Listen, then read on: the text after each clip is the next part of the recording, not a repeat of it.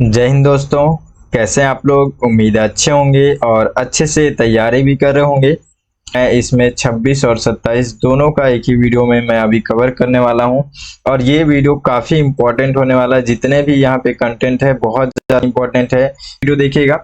लेकिन थोड़ा सा वीडियो स्टार्ट करने से पहले मैं आप लोगों को कुछ बातें बताना चाहता हूँ।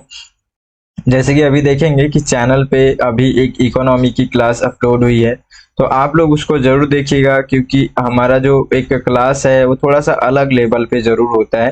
तो एक बार देखिएगा आप लोग, है ना, पूरा लास्ट तक देखिएगा। आप लोग खुद कमेंट करके लाइक करके बताइएगा कि आप लोग को कैसा लगा।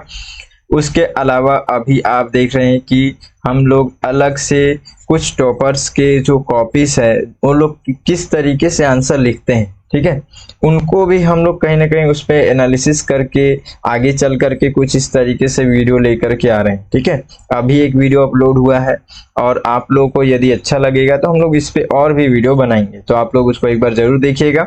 आप लोगों को कितना बेहतर तरीके से समझ में आ रहा है सारी चीजें, उसको आप लोग जरूर एक बार देखिए, क्योंकि ये सब चीजें सबसे मोस्ट इंपॉर्टेंट चीजें हैं कि आप जब तैयारी शुरू करें, तैयारी करने से पहले आप लोगों को ये सारी जानकारी होनी चाहिए। आप जितना बेहतर प्लान करेंगे उतना बेहतर अपने आप को अपने लक्ष्य के करीब पाएंगे, उतना ज्यादा आपको मेहनत करने का एक मोटिवेशन मिलेगा। यदि आपको सही डायरेक्शन ही नहीं पता है, आपने सही तरीके से प्लान ही नहीं किया है, तो आप कहीं ना कहीं एक तरीके से अपने रास्ते में बहुत ज्यादा भटकाव फेस करेंगे। ठीक है, तो हम लोग कोशिश कर रहे हैं कि आप लोगों को कहीं ना कहीं आपका एक भटकाव जो है उसको कम कर सके। थोड़ा बहुत कुछ तो हम लोग उसमें जरूर हेल्प कर पाएंगे अगर आप लोग वीडियो को पूरे ध्यान से अच्छे से देखते हैं तो। ठीक है जी, ठीक है, चलिए अपने टॉपिक पर आते हैं। और आज हम लोग को देखना है, देखिए इसमें हम लोग क्या क्या देखने वाले हैं। तो मैप प्रैक्टिस भी इसमें देखिए, तीन तीन इसमें मैप प्रैक्टिस ऐसे हैं जिनको हम लोगों को अभी बहुत ज्यादा इंपॉर्टेंट है, उसको देखना है। उसके बाद से संविधान के अंतर्गत अभी 128वां संविधान संशोधन विधेयक जो कि पारित हो गया है 2023 का, इसको हम लोग देखने वाले हैं। उसके बाद से ग्रीन हाइड्रोजन बस, फिर ओसिरिस ओसिरिस रेक्स मिशन, इसको देखेंगे। फिर फाइव आइज अलायंस, इसको देखने वाले हैं। फिर भारत ऊर्जा संक्रमण शिखर सम्मेलन, इसको देखेंगे। फिर फिक्की। तो इतने सारे टॉपिक्स हैं हम लोग को देखना है, और ये सभी टॉपिक जो होते हैं the Hindu, Indian express, PIB, economic times और डाउन टू अर्थ से संबंधित होते हैं। आप सभी को इसका पीडीएफ भी मिल जाएगा, आप लोग टेलीग्राम चैनल पे जुड़ जाइएगा KLOIS एकेडमी का। ठीक है, और देखिए जरूर आप लोग अपने तरफ से लाइक जरूर कीजिएगा, चैनल को अगर सब्सक्राइब नहीं किया तो कर लीजिएगा, और बेल आइकन जरूर दबाइएगा, क्योंकि आपको एक तरीके से थोड़ा सा हेल्प मिलता है उससे, कहीं ना कहीं एक आप लोगों का अलार्म है।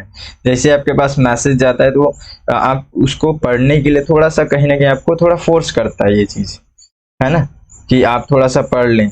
और कई बार मैं थोड़ा सा एक चीज और आपको बताना चाहता हूँ कि जब भी आपको लगता है कि कई बार पढ़ने का मन नहीं कर रहा है, ऐसा कुछ भी है, या फिर मोटिवेशन नहीं आ रहा है, तो अगर आपके पास अचानक से अगर ये बेल बजा, यानी कि कुछ भी वीडियो का मैसेज आया, आप थोड़ा सा सोचिए कि क्या ऐसा है, इसमें कुछ नया है, आप उसको टच करके देखें। और कई बार ऐसा होता है कि आपको 1 से 2 मिनट में आपका माइंड सेट चेंज हो जाता है और अपने स्टडी में आप इन्वॉल्व हो जाते हैं। तो इसको हम लोग कहते हैं कि जो माइंड चेंज, अचानक से जो माइंड टर्न लेता है ना, कई बार उसको इस तरीके से दिमाग को या फिर मन को कहें तो घुमाना पड़ता है, कई बार टर्न करना पड़ता है। कई बार आप लोग फील किए होंगे कि बहुत ज़्यादा एकदम अलग तरीके से स्ट्रेस में है, ठीक है, और अचानक से आप जहाँ पे बैठ करके स्टडी करते हैं अपने चेयर पे, वहाँ पे जा करके थोड़ा देर बैठे, कुछ इधर उधर सोच रहे थे, चाहे मोबाइल चला रहे थे, लेकिन थोड़ा बहुत अचानक से कुछ ऐसे आप धीरे से कुछ स्टडी का कोई भी ऐसा चीज़ आप किए, कार्य किए, और फिर अचानक से आप पूरा स्टडी में लग गए, थोड़ा सा मतलब कुछ भी ऐसे आपके सामने आया तो, और आपको पता भी नहीं चलेगा। थोड़ी देर बाद आपको लगता होगा कि अरे मैं तो अब पढ़ रहा हूँ, जबकि पढ़ने का मन नहीं था, लेकिन अचानक से फिर आपको ये मोटिवेशन आने लगा और आप पढ़ने लगे। तो थोड़ा सा टर्न चाहिए होता है कई बार ऐसा। ठीक है, तो ये सारी बातें ध्यान रखेंगे और कोशिश करेंगे कि आप लोग बहुत बेहतर तरीके से जितना भी वीडियो हमारा आ रहा है अभी चैनल पे, आप लोग उसका लाभ लें। ठीक है, चलिए हम लोग अब अपना करंट अफेयर्स का ये जो वीडियो है इसको शुरू करते हैं। ठीक है, आज थोड़ा सा लंबा हो सकता है वीडियो, लेकिन देखते हैं, मैं कोशिश करूंगा जितना जल्दी आप लोगों को मैं ये सारी बातें बता सकूं। देखिए, एक करंट अफेयर्स के अंतर्गत अभी न्यूज में जो है इसको इम्पोर्टेंट है मैप बेस्ड जो है, इसके अंतर्गत देखिएगा मैप खास करके आप लोगों को मैं कई बार बताया हूँ, ये पूरा जो दक्षिणी अमेरिका का जो पूरा देश है उसके बारे में बताया हूँ। तो एक देश यहाँ पे आप देखेंगे कि ये पेरू एक देश है। ठीक है, आप इस क्षेत्र में देखेंगे ये लगभग पैसिफिक ओशियन का जो है पूरा बॉर्डर को टच करता है। ठीक है, और जस्ट पेरू के उत्तरी क्षेत्र में आप यहाँ पे देखेंगे इक्वेडोर है। ठीक है, फिर कोलंबिया, ब्राजील, फिर बोलिविया, फिर चिली। ठीक है, तो इतने देश के साथ ये बॉर्डर जो है अपना शेयर करता है, और इस पेरू की राजधानी लीमा है। ठीक है, याद रखेंगे। और इसी लीमा में बहुत मतलब कई साल पुराने मम्मीज मिले, मतलब इस तरीके से आप देख रहे हैं यहाँ पे चित्र में भी आपको मैं दिखा रहा हूँ। तो अभी भी लगातार इस पे रिसर्च कर रहे हैं लोग, और यहाँ पे खोजबीन चल रहा है, तो इसलिए ये न्यूज में है। ठीक है, तो पेरू का जो लीमा है, ये लीमा राजधानी है, इसको आप लोग याद रखेंगे, पहला मैप। ठीक है, दूसरा मैप हम लोग देखते हैं फुकुशिमा परमाणु संयंत्र। ये इसके बारे में पूरे डिटेल्स में मैं आप लोगों को पहले पढ़ाया हुआ था, आप लगातार इसको न्यूज में कई बार देखे होंगे, बहुत ज्यादा इंपॉर्टेंट है। आप देख रहे थे न्यूज में कि जो जापान है, वो जापान जो है ये क्या करना चाह रहा था, अभी अपना जो ये फुकुशिमा का जो यहाँ पे जो प्लांट है, इसका कहीं ना कहीं एक तरीके से रेडियो एक्टिव तत्व उसमें मतलब शामिल थे, लेकिन अब जापान का कहना है कि मैं उसको अच्छे से क्लियर कर चुका हूँ, इसमें जितने भी वाटर जमे हुए थे। 2011 की बात है, उस समय अर्थक्वेक आया हुआ था, तो ये सब चीज़ों के कारण से जो है पूरा ये जो फुकुशिमा इस जगह पे, इस क्षेत्र में, यहाँ पे कारखाने में पूरा पानी घुसा हुआ था, तो उन सभी पानी को अभी ये चाहता है जापान कि समुद्र में छोड़े। लेकिन कई देश इसका विरोध कर रहे थे कि नहीं, ये अभी कहीं ना कहीं इसमें रेडियो एक्टिव जो है इसमें तत्व हो सकते हैं पानी में, तो ये कहीं ना कहीं प्रभावित करेगा जलीय क्षेत्र को, साथ में साथ जलीय क्षेत्र तो होंगे ही, बाकी देश भी प्रभावित हो सकते हैं। खुद यहाँ पे बहुत ज़्यादा मतलब लोगों को यहाँ पे एक समय बहुत ज़्यादा प्रॉब्लम हुआ था। ठीक है, तो ये सब के कारणों से जो है ये फुकुशिमा परमाणु संयंत्र न्यूज में है लगातार। ठीक है, तो इसको ध्यान रखेंगे। मैप हमारे लिए ज़्यादा इंपॉर्टेंट है, हमसे ज़्यादा रिलेटेड नहीं है। हाँ, पर्यावरण से संबंधित जैसे हम लोग कई बार देखें समुद्री क्षेत्र में पर्यावरण प्रदूषण, तो उससे संबंधित टॉपिक्स हैं, लगभग हम लोग बहुत बार उसको पढ़े भी हैं, तो हम लोग लिख सकते हैं आंसर। तो हमारे लिए सबसे ज्यादा प्रीलिम्स के लिए मोस्ट इंपॉर्टेंट है कि ये जो जगह है वो याद रखें। ये टोक्यो देख रहे हैं, जापान की राजधानी है। जापान की राजधानी से अगर हम लोग कहें तो ये उत्तर पूर्वी क्षेत्र में है। ठीक है, ये याद रखेंगे। और कहाँ पे, तो पैसिफिक ओशियन को ये इसका बॉर्डर टच करता है। ठीक, ये हमारा दूसरा मैप हुआ। तीसरा मैप भी हम लोग को ध्यान रखना है। देखिए, जितना ज्यादा हो सके मैप पे आप लोग फोकस करके पढ़िए।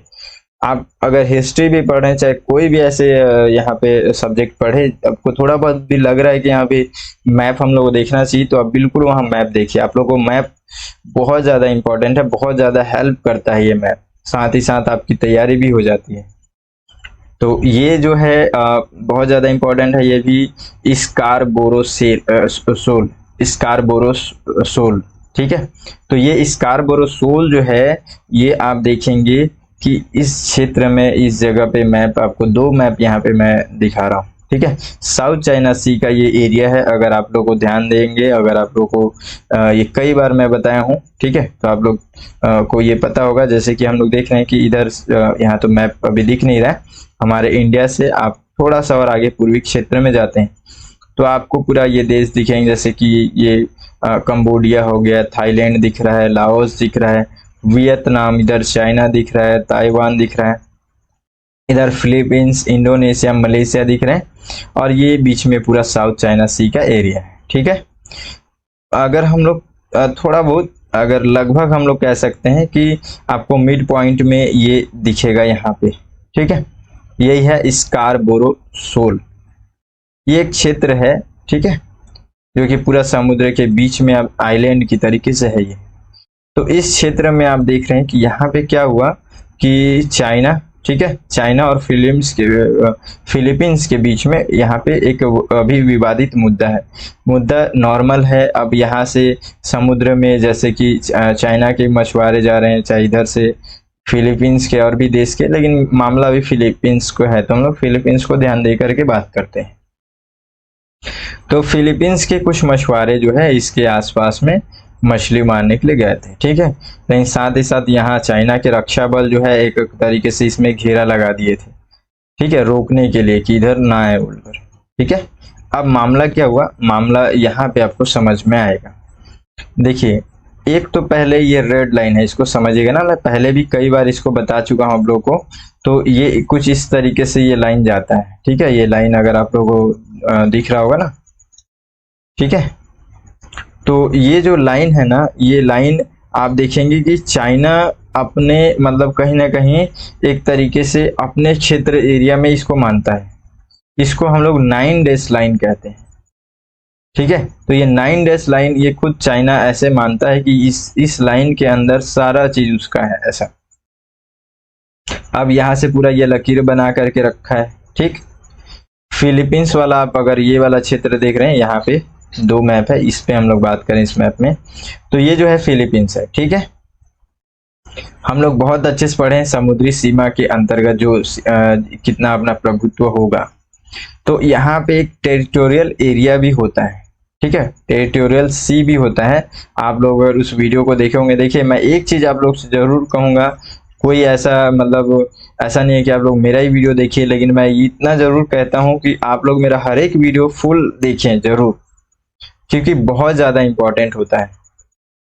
आप लोग खुद मतलब एक तरीके से आकलन कर सकते हैं अगर आप लोग इतना डीप अगर पढ़ रहे हैं। आप लोग भी, आप जितना भी मैं आप लोग बताया हूँ, प्रश्न को एनालिसिस कीजिए, सिलेबस को एनालिसिस कीजिए, उसके बाद आप लोग को लगेगा कि सच में इंपॉर्टेंट चीजें टॉपिक्स होते हैं, सारे टॉपिक्स लगभग, ठीक है। मैं बहुत ज्यादा तो ऐसे नहीं कह सकता, ठीक है। हाँ, लेकिन ये है कि प्रीवियस ईयर का जो एक ट्रेंड चल रहा है प्लस जिस तरीके सिलेबस है, उस हिसाब से आपको रियल में परफेक्ट कंटेंट आपको सारी चीजें मिलती हैं, ठीक है। धीरे धीरे और बेहतर होती जाएंगे जैसे जैसे संसाधन होगा, लेकिन आप लोग पूरा वीडियो को जरूर देखिएगा। अभी देखिए, जैसे मैं यहाँ पे लिंक बता रहा हूँ, अब मैं फिर से जितने भी टेरिटोरियल एरियाज हैं, अब फिर से मैं उनको अभी तो नहीं बताऊंगा, पहले बता चुका हूँ, ठीक है। और बहुत अच्छे से समझाऊंगा, एक एक चीज सारी चीजों को समझाया। तो अभी मैं केवल यहाँ पे टेरिटोरियल एरिया को ही मैं बात करूंगा, ठीक है। आरक्षित क्षेत्र हम लोग कहते हैं लगभग ये कोई भी ऐसा देश हो, इस देश से 12 नॉटिकल मील तक जो है आपको एरिया जो होता है वो अपने अंदर एरिया होता है, अपने क्षेत्र के अंतर्गत होता है। तो अब आप देखते हैं कि ये फिलीपींस है, मैं पहले अब इसको मिटा देता हूँ, ये फिलीपींस का देश है, ठीक है। तो यहाँ से आप देखते हैं कि अगर फिलीपींस का समुद्री कानून के हिसाब से देखें कि ये टेरिटोरियल जो एरिया है वो कौन सा है, कितने दूर तक होगा, तो फिलीपींस का ये पूरा एरिया आ रहा है। ये अब मैं एक और लाइन बना रहा हूँ, आप लोग देखिएगा, ये जो लाइन है ना, ये पूरा लाइन जो है ये फिलीपींस के जो समुद्री कानून है उसके अंतर्गत आ रहा है, ठीक है। और आप देख रहे हैं कि इस जगह पे है स्कारबोरो शोल। तो आपको इससे ये समझ में आ गया कि जो फिलीपींस है कहीं ना कहीं उसका भी इसमें पूरा प्रभुत्व यहाँ पे दिख रहा है। फिर भी चाइना इस पे पूरा तो बहुत सारे एरिया पे दावा करता रहता है, ठीक है। तो अब मामला यहाँ पे ये चल रहा है कि फिलीपींस कहता है कि ये तो मेरे कहीं ना कहीं अधिकार क्षेत्र में भी है, तो ये समुद्री कानून का उल्लंघन कर रहा है चाइना। इस तरीके से मैटर दोनों में चल रहा है। हमारे को उसको मैटर को कोई ज्यादा ध्यान देने की जरूरत नहीं है, दोनों मिल के सलटा लेंगे। हमारे को अभी यूपीएससी के मतलब अब हमारा जो लक्ष्य है, हमारे को यूपीएससी निकालना है, तो हम लोगों को ये ध्यान रखना होगा कि ये मैप जो है, ये मैप कहाँ पे है, ये नाम जो है ये नाम हम लोग को याद रखना है, और ये किस क्षेत्र में कहाँ पे है, ठीक है। एक चीज और आप देखिए, नीचे क्षेत्र में जस्ट जो ये स्कारबोरो है, स्कारबोरो शोल के जस्ट आप कहेंगे थोड़ा सा, हम लोग ये भी कह सकते हैं दक्षिण पश्चिमी में यहाँ पे स्प्रैटली आइलैंड है, ठीक है, ये स्प्रैटली आइलैंड। तो अगर हम लोग दोनों को थोड़ा सा मैच करके याद रख सकते हैं, ये भी हम लोग कह सकते हैं कि जो स्पार्टली है, ये स्पार्टली आइलैंड जो है ये स्पैटली आइलैंड के उत्तर पूर्व में आपको देखने को मिल रहा है। ठीक है, स्कारबोरो शोल। तो ऐसे भी याद रखिएगा, दोनों को जोड़ करके भी आप याद रखेंगे ना तो ज्यादा अच्छे से याद रहेगा, लंबे समय तक याद रहेगा। ठीक है, तो ये मैप ये भी हो गया। अभी और भी बहुत सारे मैप बेस्ड आपको टॉपिक मिलेंगे। ठीक है, चलिए अगला हम लोग यहाँ पे देखते हैं टॉपिक जो है संविधान का, हम लोग का 128वां संशोधन विधेयक 2023। सबसे पहला चीज यहाँ से प्रश्न कैसे बनेगा, महिला आरक्षण बिल। नॉर्मल कोई वन डे एग्जाम्स होते हैं, चाहे हो सकता है कि यूपीएससी में एक ऐसा मतलब टॉपिक दे करके प्रश्न पूछ ले। ठीक है, तो महिला आरक्षण बिल 2023 में कितने नंबर का संशोधन किया गया था, तो याद रखेंगे 128वां संशोधन किया गया था, तब जाकर के महिला आरक्षण जो है इससे संबंधित बिल लाया गया, उसमें संशोधन किया गया। ठीक है, अब एक और नाम यहाँ पे उसका दिया गया है नारी शक्ति वंदन अधिनियम। तो नारी शक्ति वंदन अधिनियम किसके संदर्भ में दिया गया है, तो याद रखेंगे संविधान संशोधन मतलब 128वां संविधान संशोधन विधेयक 2023 के बारे में, या फिर महिला आरक्षण बिल 2023 के संदर्भ में। ठीक है, ये जो विधेयक है, इस विधेयक में क्या बातें हैं मुख्य रूप से, तो उसको एक पॉइंट में बस ध्यान रखिएगा। विधेयक जो है इसमें लोकसभा और राज्य विधानसभाओं के लिए जो महिलाओं के लिए 1/3 सीटों का यहाँ पे रिजर्वेशन की इसमें मुख्य रूप से बातें की गई हैं। उसके अलावा इसमें क्या बातें की गई हैं, तो उसमें देखिए मतलब मुख्य रूप से बातें ये की गई हैं, लेकिन एक चीज और आप लोगों को देखिए, कई बार आप देखे होंगे कि जो नॉर्मल ये सारी चीजें ये सभी लोग जान रहे हैं, तो कई बार यहाँ से प्रश्न नहीं पूछता यूपीएससी, उसका और डीप जाकर के कुछ ऐसे प्रश्न पूछता है जो कहीं ना कहीं छुपा हुआ है। तो आप लोग एक पॉइंट याद रखेंगे यहाँ पे कि जो एक मतलब एक विवादित भी है कहीं ना कहीं, और इस कारण से छिप गया है वो चीज, वो टॉपिक, वो क्या है, तो ओबीसी। ठीक है, जो ओबीसी कैटेगरी की महिलाएं हैं ना, उनको इस आरक्षण में मतलब ये जो है इसका लाभ नहीं मिल रहा है, इसका लाभ उनको नहीं दे रहे हैं, जबकि महिला आरक्षण महिलाओं से संबंधित है, लेकिन फिर भी ओबीसी के लिए नहीं दे रहे हैं लोग, उसमें नहीं रखे हैं। तो ये एक मुद्दा भी था। ठीक है, तो इसके साथ इस चीज को ध्यान से रखेंगे, यही ऐसी चीजें हैं जो कि हर एक लोगों को जानकारी नहीं रहता है, और फिर ऐसे अगर एग्जाम में टॉपिक्स आते हैं तो वहां पे फिर कंफ्यूजन होता है। नॉर्मली आप भी ध्यान नहीं देंगे तो आपको भी लगेगा कि सभी तो महिलाओं के लिए, तो सभी के लिए, तो ऐसा नहीं है। ओबीसी महिलाओं के लिए इसमें एलिजिबल नहीं है वो लोग, इसका लाभ उनको नहीं मिल रहा है। ठीक है, एक चीज और, ठीक है, जो प्रश्न जब क्वेश्चन इससे बनेगा तो ये सब बातें यहाँ से मुख्य रूप से आपको जो क्वेश्चन है वो डिफिकल्ट बनाते हैं। जैसे कि जो विधेयक है वो कब लागू हो जाएगा, कुछ इस तरीके की बातें अगर चलती हैं तो, या फिर टॉपिक आ गया कि इसी साल से 2025 से लागू हो जाएगा, 2024 से लागू हो जाए, तो ऐसा कुछ भी नहीं है, याद रखिएगा। कोई ऐसा डेट टाइम इसमें डिसाइड नहीं किया जा सकता। क्यों नहीं किया जा सकता, देखिएगा एकदम आसानी भाषा मैं समझाने की कोशिश करता हूँ। सबसे पहले यहाँ पे क्या होगा, पूरे देश का परिसीमन होगा। परिसीमन क्या होता है, परिसीमन एकदम नॉर्मल भाषा में हम लोग कहें तो ये जो हमारा अगर देश है, पूरा देश का एरिया है, तो इस पूरे देश के एरिया को हम लोग एक मेजरमेंट करेंगे। यहाँ इस पूरे एरिया में कौन कौन सा क्षेत्र है, कितना क्षेत्र है, कितने क्षेत्र में कौन से लोग हैं, कौन कौन से इसमें प्रतिनिधि हैं, हर चीज इसमें भाग लेने के लिए एलिजिबिलिटी, सारी चीजों को हम लोग देखते हैं। ठीक है, ये कार्य कौन करता है, तो ये कार्य करता है परिसीमन आयोग। परिसीमन आयोग को आप देखते हैं कि राष्ट्रपति की मुख्य भूमिका होती है। ठीक है, उन्हीं के थ्रू जो है इनका एक तरीके से मतलब आयोजन होता है, और ये लोग इस पे काम करते हैं, फिर परिसीमन करके अपना रिपोर्ट पेश करते हैं, उसके बेस पर जो है पूरा कार्य होता है। लेकिन परिसीमन कब होता है, परिसीमन होता है जब जनगणना का रिपोर्ट आ गया हो। अभी अब समझ गया इतना चीज, मतलब कहने का मतलब है पहले नंबर पे होगा जनगणना। अभी जो जनगणना होना चाहिए कहीं ना कहीं लेट हो रहा है, लेकिन देखते हैं कब तक करते हैं, सरकार का क्या प्लानिंग है। तो जनगणना का सबसे पहला प्रोसेस होगा जनगणना। जनगणना होने के बाद से देखिए कुछ कुछ चीजें जो है उच्चारण को आप लोग ध्यान नहीं देंगे, भावनाओं को समझेंगे, ठीक है। तो जनगणना, ठीक है, तो ये पहला होगा। जब ये पूरा प्रोसेस कंप्लीट हो जाएगा तो इसके बेस पे परिसीमन होगा।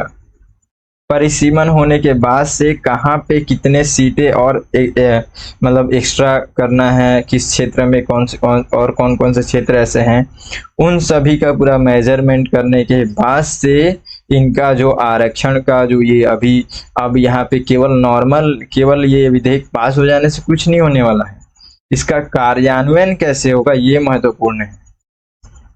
तो जब इनके लिए स्थान के हिसाब से सारी चीजें मेजरमेंट करके, हर चीजों का आकलन करके, उसके बाद से इनको जो 33% जो रिजर्वेशन है उस हिसाब से लोग सारी चीजों को करने के बाद ही अलाउ करेंगे वो चीज। मतलब इसका कोई अभी समय सीमा नहीं है, जब तक ये जो मैं आपको फर्स्ट और सेकंड में जो कार्य बताया वो कार्य होना चाहिए, जनगणना पहले होनी चाहिए, उसके बाद से परिसीमन आयोग का पूरा परिसीमन आयोग का एक रिपोर्ट पेश होना चाहिए। मतलब पेश होने मतलब वो सब पेश नहीं होना जैसे लोकसभा राज्यसभा में विधेयक पेश हुआ, ऐसा नहीं। मतलब परिसीमन का जो भी कार्य है वो भी कंप्लीट होना चाहिए। उसके बाद ही आप यहाँ पे जो है महिला आरक्षण बिल को प्रेजेंट जिस तरीके से उसको कार्यान्वयन मुख्य रूप से कर सकते हैं, ठीक है। मतलब अब वो लोग भी क्या है 33% तक उनका सीट रिजर्व रहेगा और वो लोग अब चुनाव लड़ने के लिए एलिजिबल रहेंगे वहां तक। एक कंडीशन, पहला कंडीशन तो मैं आपको बता दिया ये वाली चीजें, दूसरा कंडीशन ओबीसी का, तीसरा कंडीशन समय सीमा, चौथा कंडीशन देखते हैं, मतलब चौथी इसमें मुख्य बातें। चौथा बात ये है कि इस आरक्षण, इस बिल में इनके लिए जो आरक्षण है मतलब कहीं ना कहीं जब से लागू होगा तब से 15 वर्षों तक के लिए दिया गया है। मतलब 15 साल तक इनको ये रिजर्वेशन रहेगा, उसके बाद ये ऑटोमेटिक समाप्त हो जाएगा। यदि इनको और रिजर्वेशन बढ़ाना है, घटाना है, क्या करना है, कुछ भी करना है तो उनको फिर से इसी तरीके से बिल लेकर के आना पड़ेगा, सारी चीजों को संशोधन करना पड़ेगा, ठीक है। तो मेन क्या है, इस जो ये आरक्षण है इसकी अवधि कितनी है, तो 15 वर्षों की है, ठीक है। ये सब प्रीलिम्स के लिए और प्लस बेसिक समझ जितना था मैं उन सभी चीजों को आपको बताया, ठीक है। अब हम लोग थोड़ी सी कुछ बातें देखिए, सारी बातें लगभग बिल की जो जो इम्पोर्टेंट थी उन सभी चीजों को मैं बता दी हूँ। अब थोड़ा सा हम लोग डिस्कस करते हैं महिलाओं से संबंधित। मैं आपको एक चीज बताता हूँ, महिलाओं से संबंधित आपको हर एक पेपर में दिखेगा, पहला एसे में दिखेगा, ऐसे में भी एक ना एक प्रश्न आप महिलाओं से संबंधित या कहीं ना कहीं जरूर आपको थोड़ा बहुत आपको दिखेगा वहां पे ऐसे में भी, ठीक है। पहला जो प्रश्न पत्र है आपको उसमें दिख जाएगा, दूसरे में दिख जाएगा, ठीक है। आपको अगर आप ध्यान देंगे ना तो केवल दूसरे में नहीं, आपको ये तीसरे में, चौथे में भी दिखेगा। अभी जो हम लोग एथिक्स का देख रहे थे चौथे पेपर में, उसमें भी आप देखिए ना कहीं केस स्टडी के माध्यम से आपको महिलाओं से संबंधित चीजें पूछी गई है, ठीक है। आप देख रहे हैं कि इकोनॉमी संबंधित, पर्यावरण से संबंधित, अब इसमें आप देखेंगे थर्ड में कि इकोनॉमी संबंधित महिलाओं का आप देख रहे हैं कि उनका भी एक अलग वैल्यू है ना। इकोनॉमी में वो लोग लगातार आगे बढ़ने का प्रयास कर रहे हैं, तो उनसे संबंधित प्रश्न आपको इकोनॉमी से जोड़ करके पूछ लेता है।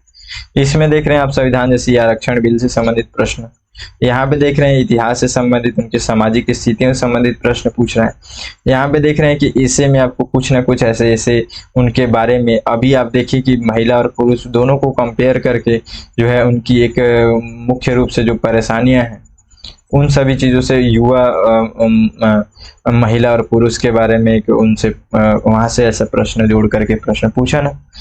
तो ये सारी चीजें मैं उस समय आप लोग को पूरा प्रश्न दिखाया था, ठीक है। अभी तो मैं नहीं दिखा रहा हूँ क्योंकि मैं पहले बहुत अच्छे से डिस्कस किया हुआ हूँ। सारी चीजें जो है बहुत ज्यादा इंपॉर्टेंट है महिलाओं से संबंधित, खास करके कुछ भी ऐसे टॉपिक्स आते हैं, कुछ मुख्य बातें ऐसी आती है, रिपोर्ट्स आती हैं, तो आप जरूर उसको नोट डाउन करके रखें, ठीक है। आप देखिए यहाँ पे थोड़ा सा हम लोग महिलाओं से संबंधित जो है उनका आरक्षण का जो कहानी है वो कब से शुरू हुआ। ठीक है, तो अब हम लोग जैसे कोई मूवी स्टार्ट होता है तो सबसे पहले 5-10 मिनट तक एक कुछ कहानी चलता है ना, एंडिंग वाला कहानी, तो वैसे एंडिंग वाला कहानी में बताया। अब ये थोड़ा सा स्टार्ट होगा, शुरू से कहानी चलेगा अब ये। तो 1931 के आसपास की घटना है ये। ठीक है, उस समय क्या होता है कि लगभग मतलब 3 महिलाएं हैं भारत की। कौन कौन सी, तो आप यहाँ पे देखेंगे कि यहाँ नेत्री बेगम, ठीक है, शाहनवाज, फिर सरोजनी नायडू। ठीक है, तो ये लोग मिल करके, हालांकि बहुत सारी महिलाएं इसमें साथ में जरूर होंगी, लेकिन ये लोग का मुख्य रूप से नाम आ रहा है तो हम लोग इन्हीं का बात करते हैं। तो ये लोग क्या किए, ब्रिटिश प्रधानमंत्री को एक पत्र लिखे। ठीक है, तो शुरुआत यहाँ से होता है और उसमें ये लोग कुछ ना कुछ महिलाओं के बारे में जो है उनको भी कुछ अधिकार मिले, उनकी स्थितियों के बारे में थोड़ा बहुत, है ना, वो सब बातें ये लोग किए। अब शुरुआत वहां से होते हुए धीरे से आगे बढ़ा मामला। ठीक है, मामला आगे बढ़ते बढ़ते अब हम लोगों को देख रहे हैं कि कहीं ना कहीं हमारे संविधान में भी जिस तरीके से उसमें बहुत सारी ऐसी बातें हैं जो हर समानता की स्थितियां देखते हैं, हर एक चीज़ों में एक समानता, समान स्थितियां होनी चाहिए। ये सब चीज़ों के कारण से मुद्दा थोड़ा सा और आगे बढ़ता है। ठीक है, इन सभी को बारे में, इन सभी के मतलब एक मुद्दों से और भी महिलाओं की जो स्थिति है वो धीरे धीरे कहीं ना कहीं सुधार होना शुरू होती है। ठीक है, लेकिन और इसमें कहानी है, अभी डेट वाइज पूरा हम लोग देखेंगे, लेकिन थोड़ा सा हम लोग इसको भी पढ़ लेते हैं ये क्या बातें हैं। तो किसी प्रकार के अधिमान्य व्यवहार की तलाश करना या फिर सार्वजनिक स्थिति की पूर्ण समानता की भारतीय महिलाओं की सार्वभौमिक मांग की अखंडता का उल्लंघन करने के समान होगा। तो ये सब बातें सब इसी में थी, छोड़ देते हैं, कोई दिक्कत नहीं है। आप लोगों को जो मेन मैं बताया उसको ध्यान रखिएगा। उसके बाद से फिर आगे हम लोग थोड़ा सा चलेंगे। 1931 का जो मामला है मैं अभी बताया, वहां पे महिलाएं क्या करती हैं, वहां पे अब उस समय क्या था, ब्रिटिश समय था। ब्रिटिश मतलब कहीं ना कहीं ब्रिटिश काल जो था वो लोग, मतलब ब्रिटिश लोग कहीं ना कहीं उन्हीं लोग अब यहाँ पे एक तरीके से अपना सरकार चला रहे थे हमारे देश में, तो ये सब तो बताने की जरूरत नहीं है। ठीक है, तो वो लोग उनको पत्र लिखे। ठीक है, फिर मामला और धीरे धीरे फिर आगे बढ़ता चला गया। फिर मामला आया 1988 का। इस समय क्या हुआ, तो महिलाओं के लिए राष्ट्रीय परिप्रेक्ष्य योजना, ठीक है, ये योजना आया और इसके अंतर्गत जो महिलाओं को आरक्षण देने की मुख्य रूप से लिखित रूप में हमारे स्वतंत्र भारत के बाद से महिलाओं को कि कितना ज़्यादा मतलब राजनीति में हम लोग को एक प्रतिनिधित्व उनको देना चाहिए, शुरुआत यहाँ से हुआ पूरा लिखित रूप में, साक्ष्य के रूप में 1988 में। ये क्या हुआ, इस योजना के अंतर्गत जो है कहीं ना कहीं महिलाओं को जो सबसे निचला क्षेत्र है, निचला सेक्टर हमारा क्या है, पंचायत और नगर पालिका, उसके अंतर्गत जो है कहीं ना कहीं इस योजना के अंतर्गत थोड़ी सी फोर्स मिली, अनुसार मतलब उनको उनकी अनुशंसा की गई कि इनको थोड़ा सा पंचायत में जो है हम लोगों को इनको प्रतिनिधित्व देना चाहिए और इसको देने के लिए हमको कहीं ना कहीं आरक्षण की स्थितियां अपनानी चाहिए इसमें। ठीक है, फिर फिर यहाँ पे 73वां संविधान संशोधन और 74वां संविधान संशोधन, हम सबको पता है कि ये संशोधन किया गया और इस संशोधन में ग्राम पंचायत और नगर पालिकाओं में महिलाओं को 1/3 सीट जो है इनका आरक्षण किया गया, मतलब आरक्षित किया गया इनके लिए, है ना। अब यहाँ से मुख्य रूप से ऐतिहासिक बदलाव आया महिलाओं के जीवन में, जो कि वो लोग भी थोड़ा सा कहीं ना कहीं राजनीतिक स्थिति में आगे बढ़ते हैं। ठीक है, इन सभी के बाद से फिर मामला थोड़ा सा और आगे बढ़ेगा और हम लोग और चीजें देखेंगे, लेकिन एक बात और यहाँ पे देखते हैं कि ये देखिए पंचायती क्षेत्र में तो ठीक है, उसके अलावा भी है कि जो शहरी क्षेत्र है, शहरी स्थानीय निकायों में सभी स्तरों पर अध्यक्ष, ठीक है, या फिर प्रमुख के पदों पर 1/3 सीट आरक्षित करने का भी अधिदेश उसमें दिया गया। मतलब केवल जहाँ पे, अब जैसे इसमें पंचायत में तो जो पंचायती क्षेत्र होते हैं उसमें भी आप सरपंच ये सब चीजें देखते हैं, शहरी क्षेत्र में इनको अध्यक्ष के लिए, प्रमुख पदों के लिए भी इनको 1/3 सीट यहाँ पे रिजर्व रखने का निर्देश दिया गया था इसके अंतर्गत। उसके अलावा एक बात और, क्या चीज इसी के अंतर्गत, तो महिलाओं के लिए इसमें आरक्षित ये जो पूरे सीट थे उसमें 1/3 सीट जो है अनुसूचित जाति, अनुसूचित जनजाति की जो महिलाएं थी उनके लिए भी आरक्षण किया गया था। ठीक है, तो ये भी बहुत प्रमुख बातें हैं जिनको इनके पृष्ठभूमि या फिर इतिहास के रूप में ध्यान रखेंगे। ठीक है ना। चलिए अब और आगे आते हैं थोड़ा सा। अब आया 2001 का समय। 2001 में क्या हुआ, तो राष्ट्रीय महिला सशक्तिकरण नीति आया। उसके अंतर्गत जो है यहाँ पे मतलब इनको आरक्षण के कहीं ना कहीं इसमें भी आरक्षण पर विचार किया गया। अब ये क्यों विचार कर रहे हैं, तो देखिए हम लोगों का जो कहीं ना कहीं जो पूरा राजनीतिक स्थिति है या स्तर हम लोग कहें तो उसमें क्या चीजें हैं, 3 स्तर है ना। पहला तो एक केंद्र है, दूसरा राज्य है और तीसरा जिला या फिर हम लोग कहें कि नॉर्मल स्थानीय क्षेत्र। ठीक है, तो ये तीनों लेवल में, पहले लेवल में तो हम लोग दे दिए, लेकिन ये जो है केंद्र और राज्य की जो स्थितियां हैं इस लेवल तक हम लोग अभी आरक्षण नहीं दिए थे। ठीक है, तो इनको अब इस स्थिति तक लेकर के आना था, इसलिए ये फिर से विचार चल रहा है आगे।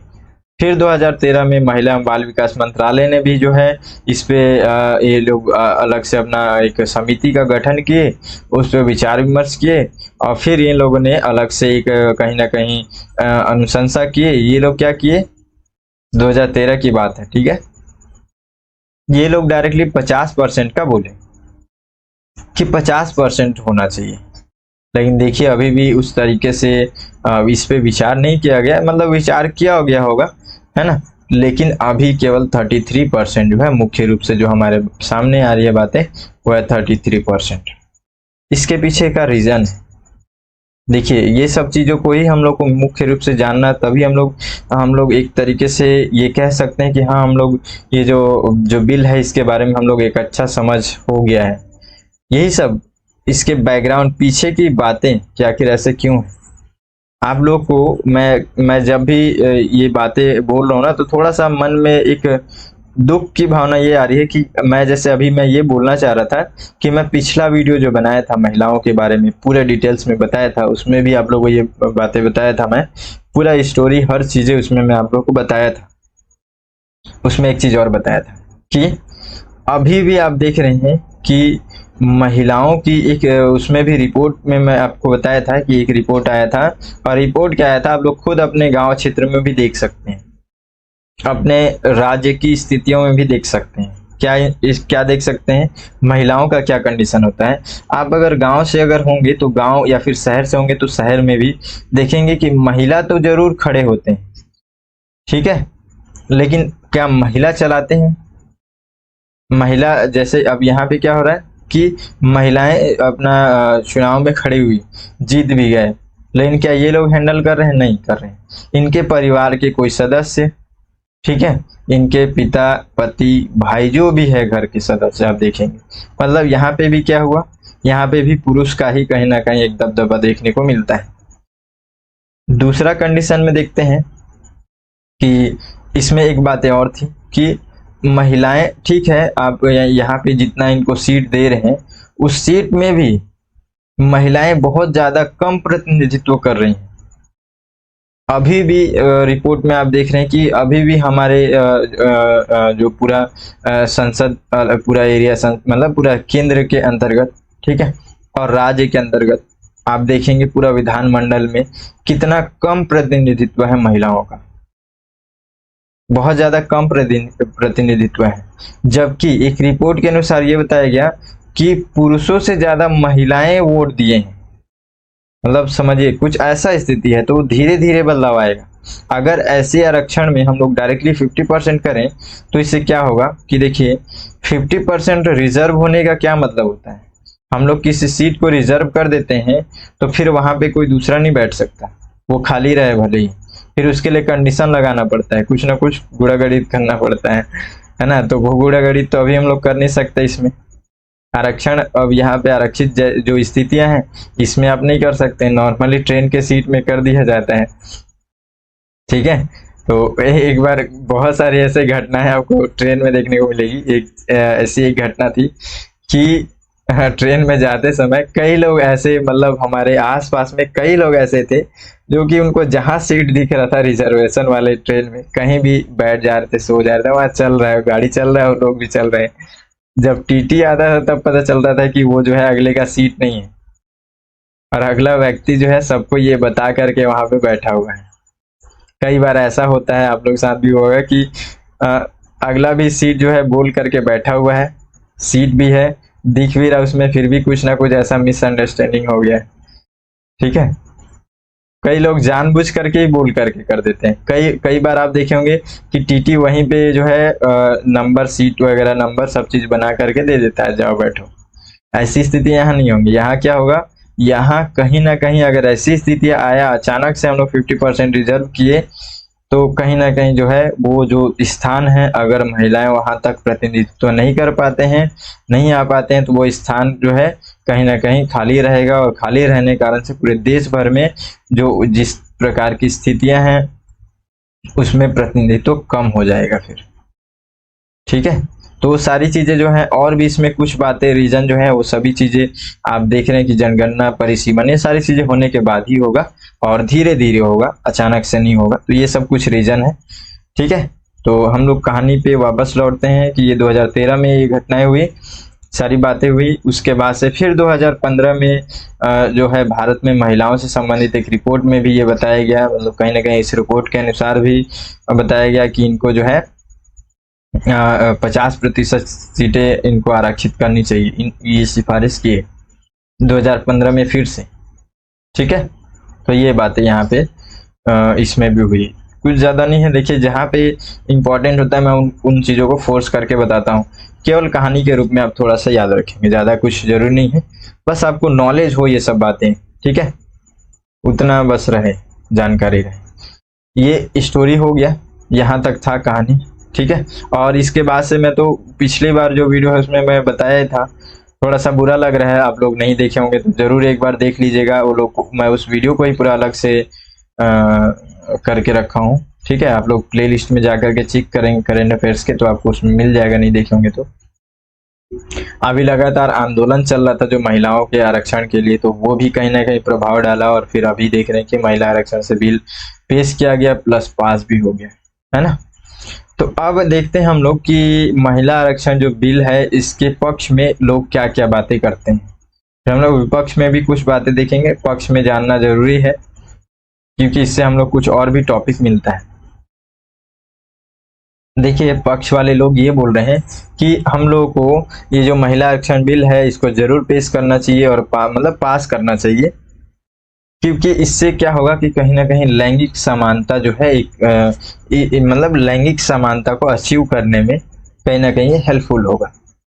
जैसे ग्लोबल जेंडर गैप रिपोर्ट के अनुसार 2022 के अनुसार जो है ये बताया जा रहा है कि यहाँ पे देखिए, राजनीतिक सशक्तिकरण के मामले में कहीं ना कहीं अभी देश 146वें जो है देशों की सूची में स्थान पर, ये 48वें स्थान पर है। ठीक है, तो कहीं ना कहीं हम लोग का स्थिति अभी भी बेहतर सुधार नहीं हो पाया है, तो धीरे धीरे सुधार होना चाहिए और सुधार होना चाहिए इसमें, है ना। तो ये कैसे होगा, जैसे जैसे हम लोग थोड़ा सा एक बेहतर अपना कानून जो है बेहतर करते जाएं।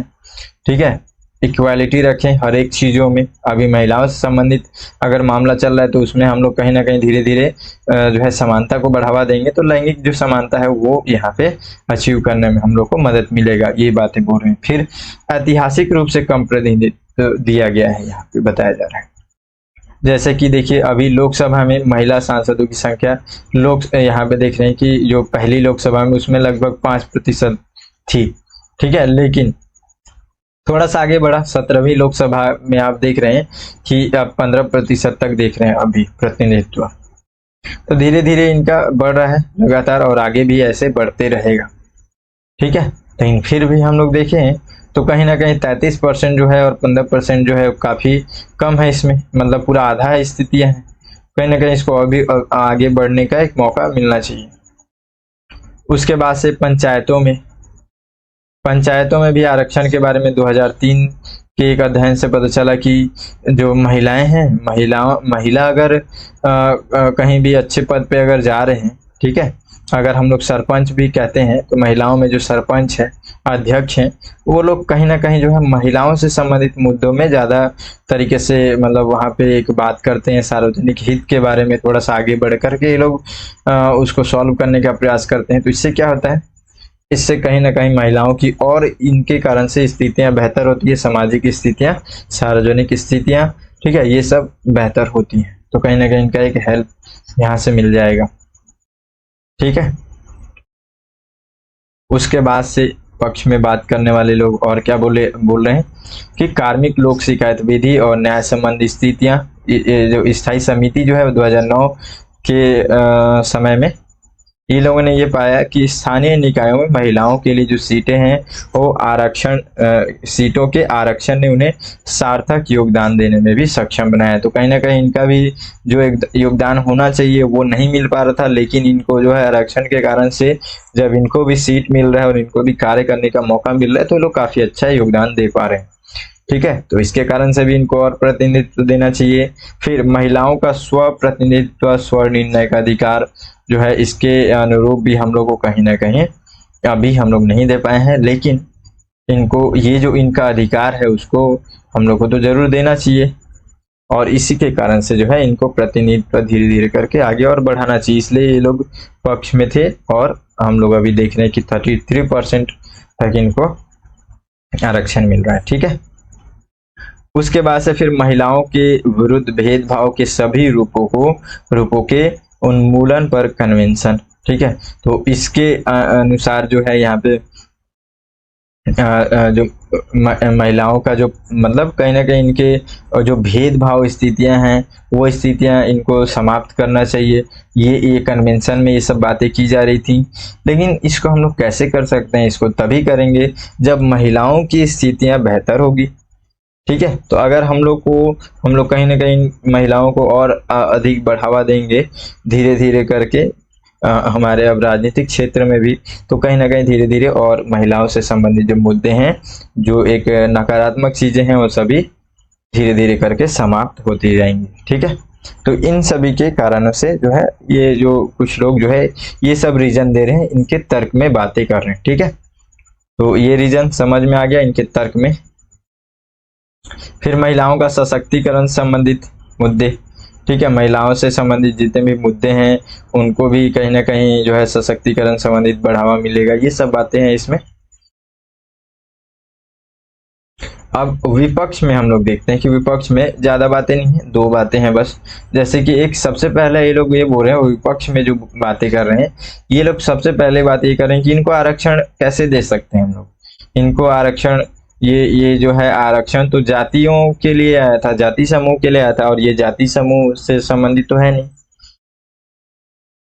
तो हम लोग इनको आरक्षण दे रहे हैं तो कहीं ना कहीं जो है हम लोग एक अपना जो नियम कानून जो है संविधान के विरुद्ध है, हम लोग जो कहीं ना कहीं हम लोग विरुद्ध जा रहे हैं, कुछ ऐसी बातें इनके विपक्ष वालों की है, ठीक है, ये बातें कर रहे हैं। इसमें भी फिर इसमें देखिए आगे, इसलिए भी लोग मतलब कहीं ना कहीं इसलिए भी विरोध कर रहे हैं, मैं अब तो पहले ही बता दिया कि जो संविधान के अंतर्गत भी कहीं ना कहीं ये उल्लंघन ये लोग मान रहे हैं लोग, ठीक है।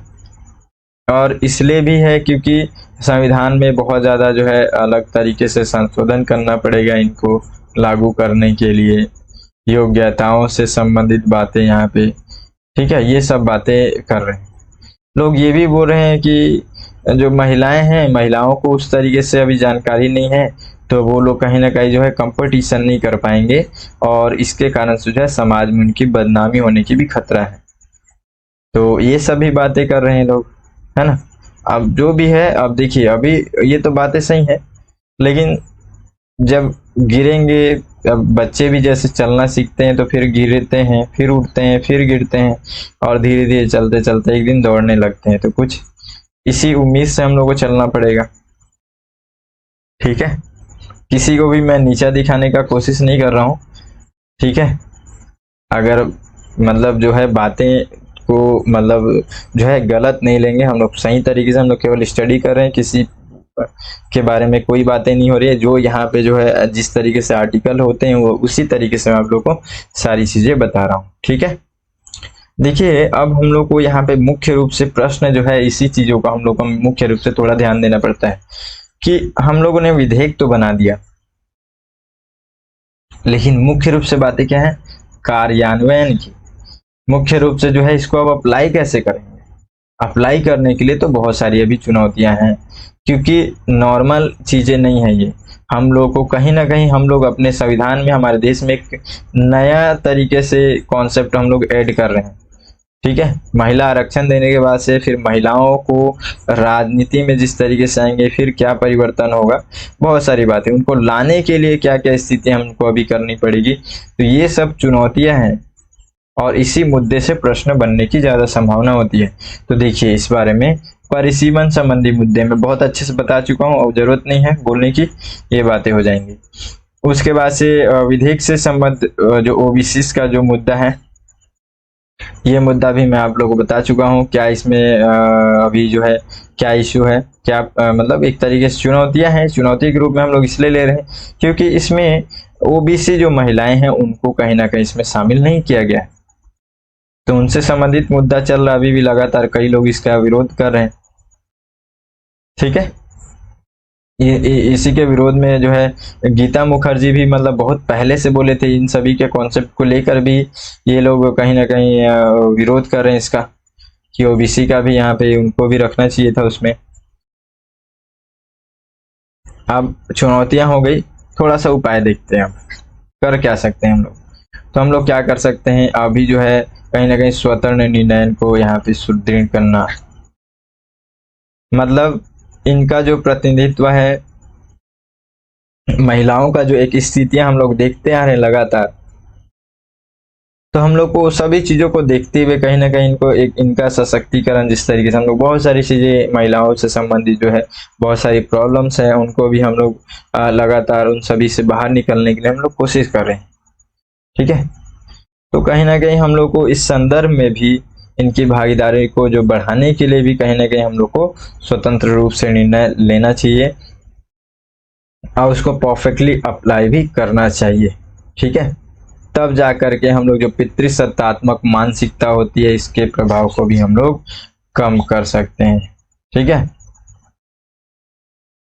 दूसरा जागरूकता और शिक्षा में वृद्धि। बिल्कुल अभी ऐसी स्थितियां हैं, अब कोई भी चीज किसी के लिए भी नया होता है, तो अभी जैसे अभी इससे संबंधित जो है भागीदारी से संबंधित, अब राजनीति से संबंधित मामले जो है इनको भी कहीं ना कहीं हम लोग को जागरूकता बढ़ानी चाहिए महिलाओं में, ताकि हम महिलाओं में जो है महिलाएं बहुत बेहतर तरीके से प्रतिनिधित्व कर सकें अपना पूर्ण रूप से हमारे पूरे भारत के विकास में, और खुद महिलाओं की स्थितियों को बदलने में भी ये लोग एक बेहतर भूमिका निभा सकें।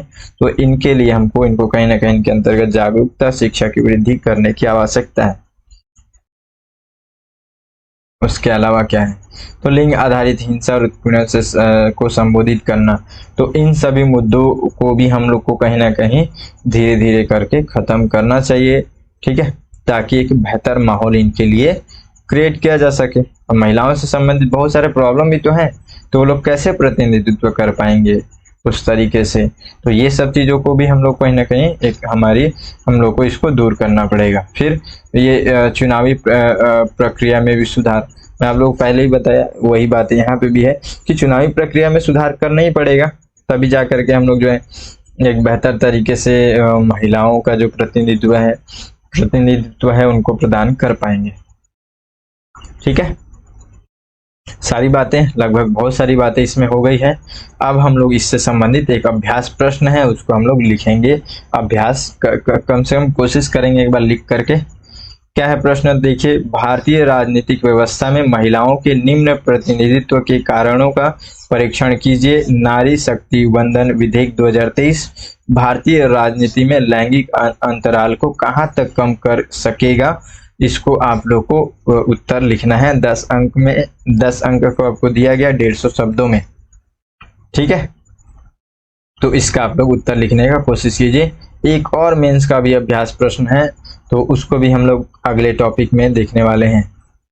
देखिए अगला टॉपिक है हमारा ग्रीन हाइड्रोजन बस। सभी टॉपिक्स को अच्छे से समझिए आप लोग, थोड़ा सा समय लगेगा, कोई दिक्कत नहीं है, लेकिन अच्छे से पढ़ना जरूरी है। ठीक है, ग्रीन हाइड्रोजन बस आप लोगों को अगर ध्यान होगा तो 2023 में इससे रिलेटेड प्रश्न पूछा गया है। इसी से नहीं पूछा गया, अलग चीजें से पूछा गया, ग्रीन हाइड्रोजन से संबंधित चीजें थी, तो हम लोग को इसलिए इस पे थोड़ा ज्यादा ध्यान देना होगा। तो अभी ये न्यूज में इसलिए है क्योंकि इंडियन ऑयल के द्वारा दिल्ली, हरियाणा और उत्तर प्रदेश में ये लोग क्या कर रहे हैं, ग्रीन हाइड्रोजन जो है उस फ्यूल को यूज करके बस बना रहे हैं। मतलब अब बस वगैरह बहुत सारे, अभी मैं इससे पहले बताया फ्यूल से, हाइड्रोजन फ्यूल से कार जो है वो उसका निर्माण किया जा रहा है। उसी तरीके से अब बस भी बना रहे हैं। मतलब कितना ज्यादा जो है हम लोग कहीं ना कहीं इन्वायरमेंट में अब एक बेहतर स्थिति ला सकेंगे। इन्वायरमेंट को हम लोग बेहतर करने और जितने भी पॉल्यूशंस हैं उनको बहुत ज़्यादा कम करने में हम लोग आगे बढ़ रहे हैं। तो ये बहुत ज़्यादा इम्पोर्टेंट टॉपिक है, याद रखिएगा। नॉर्मल नहीं है, केवल बस दिख रहा है तो ऐसे प्रश्न, बस से प्रश्न भी नहीं आएगा। ये तो अभी न्यूज़ है, इसके अंदर जो बातें हैं वो इम्पोर्टेंट है हमारे लिए। तो ये ऐसा नहीं है, नॉर्मल टॉपिक नहीं है, ध्यान रखेंगे, बहुत ज़्यादा इम्पोर्टेंट है। ठीक है, तभी मैं बोला हूं ना आपको, जो फोर्सफुली जिस चीज को मैं बोलूं उस चीज को थोड़ा ज्यादा गौर करेंगे आप लोग।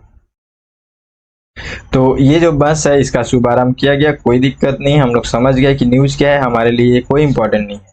हाँ, लेकिन ये सब बताने से आप लोगों को टच फील होता है ना, न्यूज पेपर तो यहाँ दिखा नहीं रहा हूँ, तो कम से कम न्यूज सुनाना पड़ेगा मेरे को, है ना। तो अब थोड़ा आप लोगों को लगेगा कि हाँ भाई इसलिए न्यूज में था, तो हम लोग अब इसके बारे में पढ़ते हैं। हमारा तो मेन चीज है ये जो बैकग्राउंड में जो चीजें हैं इसके बारे में, वो हमारे लिए इम्पोर्टेंट है। तो देखिए इस बस की खासियत क्या है, ये हम लोग को याद रखना है, समझना है। नॉर्मली तो समझ जाएंगे तो बन जाएगा, ज्यादा दिक्कत नहीं इसमें। ठीक है, तो सबसे पहले क्या है, तो ये शून्य उत्सर्जन वाहन है। मोस्ट इंपॉर्टेंट बात है, सबसे पहला चीज है शून्य उत्सर्जन, मतलब इसमें किसी भी प्रकार का पॉल्यूशन नहीं होता है। ये बातें याद रखेंगे, ऐसे ही प्रश्न आते हैं तब आपको लगे कैसे गाड़ी चलेगा और वहां से जो है पॉल्यूशन नहीं होगा, धुआं नहीं निकलेगा, ऐसे कैसे हो सकता है ना। तो उसी चीज को यहाँ पे समझना है कि जो हाइड्रोजन, ये ग्रीन हाइड्रोजन का जिस तरीके से आप यूज कर रहे हैं, उसका आखिरी जो उत्सर्जन होगा, उसमें जो मटेरियल होगा वो केवल और केवल पानी होगा और कोई इस तरीके का पॉल्यूशन नहीं होगा। तो इसलिए शून्य उत्सर्जन वाहन इसको कहा जा रहा है। बस चलाने के लिए बिजली का उत्पादन करने के लिए हाइड्रोजन और वायु का इस्तेमाल इसमें किया जाता है। तो ये बातें याद रखेंगे। फिर सिर्फ पानी का उत्सर्जन होता है इसमें, जो उत्सर्जन लास्ट में जो एंडिंग में जो उत्सर्जन होता है, जिसको हम लोग और किसी ईंधन का अगर यूज करते हैं उसमें हम लोग उसको पॉल्यूशन भी कहते हैं। अब यहाँ पे हाइड्रोजन का प्रयोग ईंधन सेल के लिए ईंधन के रूप में किया जाता है। ठीक है, ईंधन सेल के लिए हम खुद उसको ईंधन के रूप में यूज करते हैं। फिर इलेक्ट्रोकेमिकल प्रक्रिया के द्वारा एनोड पर फ्यूल यानी कि हाइड्रोजन और कैथोड पर हवा से ऑक्सीजन को पानी में बदलती है और फिर इलेक्ट्रॉनों के रूप में विद्युत ऊर्जा पैदा करती है। तो कुछ इस तरीके से जो है ऊर्जा हम लोग ग्रीन हाइड्रोजन से ऊर्जा प्राप्त करते हैं और फिर जो है बसें इससे चलती हैं। ठीक है, फिर ये जो बैटरी वाहनें होती हैं, उन वाहनों की तुलना में जो फ्यूल सेल वाहनें हैं, इनमें लंबी दूरी और कम ईंधन भरने की भी जरूरत होती है। तो इस तरीके से जो है इसकी मुख्य रूप से इस बस की जो है वो खासियत है। अब हम लोग देख रहे हैं कि हाइड्रोजन फ्यूल क्या है, हम लोग को इसको भी देखना है। ठीक है, क्योंकि मुख्य रूप से यही सब बातें इंपॉर्टेंट है। तो देखिए हाइड्रोजन फ्यूल जो है क्या है, तो एक हाइड्रोजन, तो पहला तो ये स्वच्छ ईंधन जो है एक विकल्प के रूप में जो हाइड्रोजन है, हाइड्रोजन हम लोग जान रहे हैं। ठीक है, तो इसे शुद्ध ऑक्सीजन के साथ ईंधन के रूप में भी जलाया जाता है और इलेक्ट्रॉनों के रूप में इसको विद्युत ऊर्जा इसमें से पैदा होती है। फ्यूल सेल में खपत होने के बाद केवल पानी उत्सर्जित होता है। तो ये कुछ इस प्रकार का हाइड्रोजन फ्यूल के बारे में बातें हैं। ये टॉपिक इंपॉर्टेंट है, ध्यान रखेंगे, सबको लिख के रखेंगे आप लोग। ठीक है, अब ग्रीन हाइड्रोजन फ्यूल जो है इसका क्या क्या लाभ हो सकता है। क्या लाभ होगा? सबसे पहले तो वातावरण स्वच्छ रहेगा, स्वच्छ करने में मदद मिलेगी।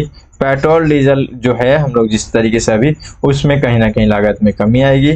कार्बन उत्सर्जन जो है घटेगा, ठीक है। और रेन्यूएबल संसाधनों का उपयोग करके उत्पन्न ग्रीन हाइड्रोजन में कम कार्बन और आत्मनिर्भर आर्थिक मार्ग में महत्वपूर्ण भूमिका भी निभाने की एक क्षमता है। तो इसमें हम लोग देख रहे हैं कि ये सारी चीजें जो है कहीं ना कहीं हम लोग कार्बन उत्सर्जन जो है इसमें कम कर पाएंगे। कहीं ना कहीं हम लोग इन्वायरमेंट का जो एक स्थिति है उसमें हम लोग कहीं ना कहीं बेहतर योगदान दे पाएंगे, ठीक है। तो ये सब इसके लाभ है ग्रीन हाइड्रोजन फ्यूल का।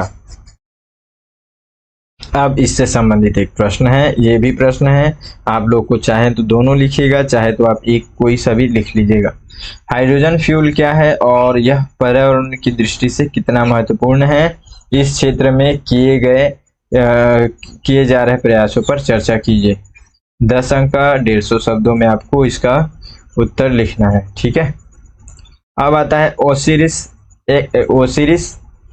रेक्स मिशन, ठीक है।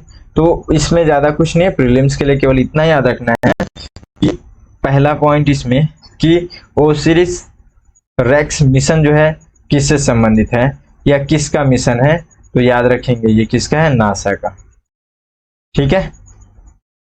दूसरा पॉइंट, आखिर ये किससे संबंधित है, तो ये क्षुद्र ग्रह के सर्चिंग से संबंधित है, क्षुद्र ग्रह, ठीक है। इसके बारे में कुछ बातें पता करने के लिए जो है ये मिशन लॉन्च किया गया था।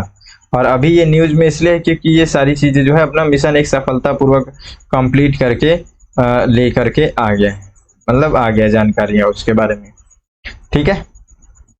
अब तीसरी बात है इसमें याद रखिएगा, मैप बेस्ड।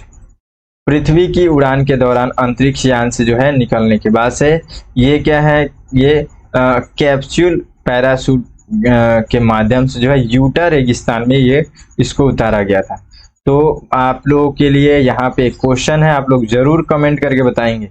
यूटा रेगिस्तान, मैं इसको मैप चाहूँ तो मैं आप लोगों को मैप दिखा सकता था, लेकिन मैं चाहता हूं कि आप लोग इसको कमेंट करें। कमेंट करेंगे आप लोग, मैप में पहले सर्च करेंगे, फिर आ करके लिखेंगे यूटा रेगिस्तान डैश करके ये किस देश में है।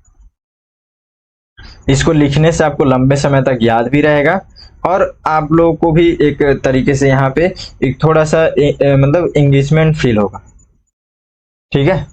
इन्वॉल्व जिस तरीके से आप होते हैं ना, तो ज्यादा आप थोड़ा सा फोकस आप लोगों का बढ़ता है। तो आप लोग यूटा रेगिस्तान खोजिए, आप लोग का एक प्रिपरेशन भी हो जाएगा ये कहाँ पे है, क्योंकि ये इंपॉर्टेंट भी है ना, आप लोग नोट्स में भी इसको ऐड करना, ठीक है, यूटा रेगिस्तान, और आप लोग कमेंट करके भी बताना, ठीक है। तो इसके बारे में इतनी बातें बस याद रखेंगे। अब यहाँ पे एक चीज है, 5 आइज अलायंस। तो 5 आइज अलायंस क्या है, इसको हम लोग को पढ़ना है क्योंकि ये इंपॉर्टेंट चीजें हैं, ज्यादा बातें नहीं है, खास बातें हैं बस। अभी मैं इससे पहले एक एडिटोरियल डिस्कस किया था जिसके अंतर्गत हम लोग देखे थे कि भारत और कनाडा के बीच में किस तरीके से जो है संबंधों में अभी खटास उत्पन्न हो रहे हैं, पूरी कहानी बताया था, स्टोरी बताया था वहाँ क्या मामला है, ठीक है। तो जो अभी विवादित मामला जो चल रहा है, ठीक है, दोनों तरफ के जो प्रतिनिधि होते हैं हमारे देश के, कनाडा तरफ के और भारत में जो है कनाडा के, और भारत की जो कनाडा में, ठीक है। ये जो मुख्य ये लोग जो व्यक्ति होते हैं हम लोग जो भेजते हैं, हर एक देश में लगभग इस तरीके से हम लोग भेजते हैं, तो उनके बीच में मामला था, ठीक है। मामले को हम लोग कोई याद नहीं रखना, कोई जरूरत नहीं है, कोई दिक्कत नहीं है, हाँ, लेकिन ये याद जरूर रखना है कि जैसे कि ये 5 आइज अलायंस, तो 5 अलायंस आखिर है क्या, तो ये जो है ये है क्या, तो यहाँ पे मुख्य रूप से यहाँ पे ये बातें चल रही हैं कि कनाडा के द्वारा, ठीक है, कनाडा कहाँ पे है आप लोगों को पता है, मैं इससे पहले मैप दिखाया था लेकिन फिर भी मैं आप लोग को यहाँ पे दिखा दे रहा हूँ। तो ये आप एरिया देख रहे हैं, ठीक है, ये पूरा एरिया, ये वाला एरिया, ये पूरा एरिया कनाडा का क्षेत्र है। ये यहाँ से जो है इधर का ये अमेरिका वाला क्षेत्र है, ये वाला भी अमेरिका वाला क्षेत्र है, ठीक है। तो अभी क्या हुआ मामला, अभी ये जो है ये अलायंस क्यों बनाया गया, तो मुख्य रूप से बात ये है, सबसे पहला पॉइंट 5 आइज अलायंस किससे संबंधित है, तो ये खुफिया एजेंसियां हैं, लोग खुफिया एजेंसी हैं, इनका एक खुफिया एजेंसी से संबंधित एक गठबंधन है ये। ठीक है, मुख्य रूप से इसकी इसमें भूमिका है कनाडा का। कनाडा जो अभी हत्या हुआ था, आप देख रहे हैं कि एक नेता का कनाडा में हत्या हुआ था, तो उसके कारण से क्या हुआ कि ये सब चीजें, ठीक है, और प्लस इसमें आतंकी घटनाओं को भी बताई जा रही है, तो उन सभी चीजों को खुफिया तरीके से उसका जानकारी मतलब कहीं ना कहीं लोगों को लाने के लिए ये एक खुफिया गठबंधन इस तरीके से किए हुए थे। तो ये किससे संबंधित है, समझ में आ गया ये बात। ठीक है, उसके बाद से दूसरे कंडीशन में आखिर इस गठबंधन में कौन कौन से लोग हैं। ठीक है, तो ये बातें आपको याद रखना है। बस मुख्य रूप से दो ही बातें आपको इसमें याद रखना है। ठीक है, कौन कौन से देश थे, सबसे पहले कनाडा, फिर अमेरिका, फिर आप यहाँ देख रहे हैं यूके, फिर आप देख रहे हैं यहाँ ऑस्ट्रेलिया, और फिर यहाँ पे देख रहे हैं न्यूजीलैंड। तो कितने हो गए, 5 यहाँ पे देश हो गए हैं। ठीक है, 5 देश जो हैं आप याद रखेंगे कि जो 5 आइज करके जो अलायंस है, 5 आइज अलायंस, ये किससे संबंधित है और इसमें कौन कौन से देश शामिल हैं। लास्ट टॉपिक है हमारा भारत ऊर्जा संक्रमण शिखर सम्मेलन। देखिए ये अभी न्यूज में है, ये न्यूज में इसलिए है क्योंकि फिक्की, ठीक है, ये फिक्की एक संगठन है, मैं बताऊंगा इसके बारे में, बल्कि इसके बारे में हम लोग पहले देखते हैं ताकि ये कहानी क्लियर हो सके। देखिए फिक्की क्या है, तो फिक्की जो है ये एक तरीके से संगठन है। इस संगठन की स्थापना 1927 में की गई थी। ठीक है, और ये इसीलिए हम लोग इसको बहुत ज्यादा पुराना एक संगठन बोलते हैं, लेकिन ये एक व्यापारिक संगठन है। मैं व्यापारिक संगठन में ज्यादा जोर इसलिए दे रहा हूँ क्योंकि जो मैं भी टॉपिक पे बात करूंगा वो इसी से संबंधित है। ठीक है, तब आपको समझ में आएगा। और ये गैर सरकारी नॉन फॉर प्रॉफिट संगठन भारत के एक व्यापार और उद्योग नीति निर्माताओं फिर अंतर्राष्ट्रीय व्यापार समुदायों के लिए महत्वपूर्ण माध्यम भी है ये। और ये एक भारतीय निजी सार्वजनिक कारपोरेट क्षेत्र और बहुराष्ट्रीय कंपनियों से अपने सदस्यों को सेवा और सुविधा प्रदान करने का काम करता है। ठीक है, तो ये संगठन है, खुद व्यापारिक संगठन है। अब बात आपको समझ में आएगा। तो फिक्की के द्वारा आयोजन किया गया, फिक्की क्या है, तो एक व्यापारी लोगों का एक संगठन है। ठीक है, स्वतंत्र संगठन है एक तरीके से कह सकते हैं हम लोग। ठीक है, तो इनके द्वारा आयोजन किया गया, क्या आयोजन किया गया, भारत ऊर्जा संक्रमण शिखर सम्मेलन। कहाँ पे आयोजन किया गया, याद रखेंगे, नई दिल्ली में किया गया। ठीक है, और ये दूसरा संक्रमण मतलब अब संक्रमण शायद हो सकता है या फिर संक्रमण ही लिखा होगा। ठीक है, क्योंकि सम्मेलन भी है, तो ये दूसरा संस्करण था। ठीक है, सॉरी, ये संस्करण यहाँ पे हो गया, यहाँ पे संक्रमण हो गया। ठीक है, तो इसको ध्यान नहीं देंगे, कोई दिक्कत नहीं है, नॉर्मली आप जितना याद रख सकते हैं, भारत ऊर्जा संस्करण शिखर सम्मेलन। ठीक है, या फिर आप लोग इसको करेक्शन थोड़ा सा कर लेंगे अगर मैं बाय मिस्टेक शायद कंफ्यूजन अगर हो रहा होगा तो। बाकी इंफॉर्मेशन में कोई प्रॉब्लम नहीं है। ठीक, तो इसका दूसरा यहाँ पे संस्करण है। ठीक है, दूसरे संस्करण, अगर ये दूसरा संस्करण है तो पहला कब हुआ, तो पहला जो है, पहला संस्करण जो हुआ था ये 2022 में हुआ था। लेकिन हमारे लिए मुख्य रूप से जो अभी जो सम्मेलन हुआ 2023 में नई दिल्ली में, इसके बारे में हम लोग को ध्यान रखना है। फिक्की के बारे में तो पढ़ लिए, अब ये जो सम्मेलन है, इस सम्मेलन में मुख्य भूमिका, मुख्य टॉपिक क्या था, तो ये इस चीज को याद रखिएगा। देखिए ये इंपॉर्टेंट इसलिए है, मैं इसको इसलिए ज्यादा थोड़ा सा फोर्स करके ये बता रहा हूँ क्योंकि ये जो टॉपिक जो है हमारे इन्वायरमेंट से है, हमारे जलवायु से संबंधित चीजें हैं। ये संगठन जो है व्यापारिक संगठन मिल करके इस बात पे विचार कर रही है कि हम लोग व्यापार से संबंधित कोई भी चीजें करें तो कहीं ना कहीं उसमें हम लोग हरित राष्ट्रीय जो हाइड्रोजन मिशन है इसका तो ये लोग शुभारंभ किए, मतलब हम लोग कहीं ना कहीं जलवायु से संबंधित चीजों को देख करके करें जिसमें हम लोग कहीं ना कहीं जलवायु को बेहतर करने में सपोर्ट कर सकें, यानी कि पर्यावरण पारिस्थितिकी के विकास को, उसको कहीं ना कहीं हम लोग उसके विकास में कुछ योगदान करते हुए अपना कार्य करें। अगर हम लोग कोई कार्य करते हैं तो उसमें पारस्परिकी तंत्र को ध्यान में रख करके काम करें कि उसको कोई प्रभावित ना करे हमारा कार्य, बल्कि उसका और विकास करें।